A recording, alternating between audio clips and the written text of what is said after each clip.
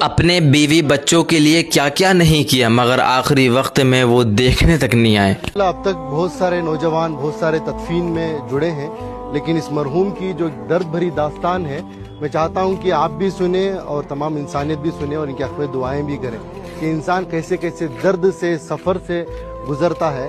جب یہ اچھا کماتے تھے، کیرلا میں رہتے تھے، سعودی کو گئے تھے، سعودی کو جا کر 90s کی بات کر رہا ہوں، اس وقت پر ان کی سیلری 30,000 روپے تھی۔ 30,000 روپے کما کر اپنے بیوی بچوں کو انڈیا دے کر بھیجتے تھے، بچوں کو قابل بھی بنایا۔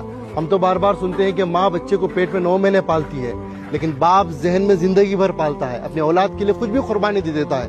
لیکن جب باپ کے پاس پیسہ آیا، یعنی اس مرحوم کے پاس، شمس الدین صاحب کے پاس، تو انہوں نے بیوی بچوں کو سعودی کو بلا لیا۔ سعودی کو جب بلا لیا تو ان کو بھی، یعنی ان کے وائف کو بھی جاب پہ لگایا گیا۔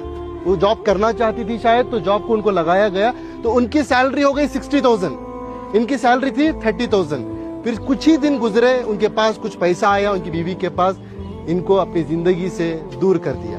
یہ ایک دن تھا، یہ اپنی بیٹی سے ملنے کے لیے، اپنے اولاد سے ملنے کے لیے سعودی میں ہی، جو ان کی بیوی الگ فلیٹ لے کر رہتی تھی، وہاں پر جاتے ہیں۔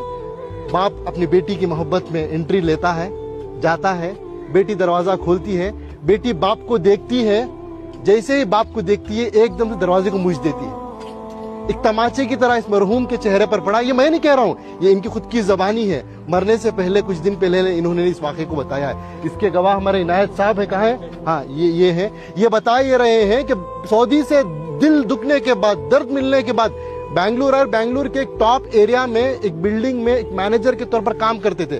یہ خود اس کے گواہ ہیں کہ ایک ملٹری کی طرح سسٹم تھا ان کا۔ بس میں انسانیت سے یہی بات کہنا چاہتا ہوں کہ دولت تو کمانا ہے، وہ مقدر کی ملے گی، لیکن اپنے رشتوں کو بنائیں، پہلے اپنے بچوں کو، اپنی اولاد کو مسلمان بنائیں، انسان بنائیں۔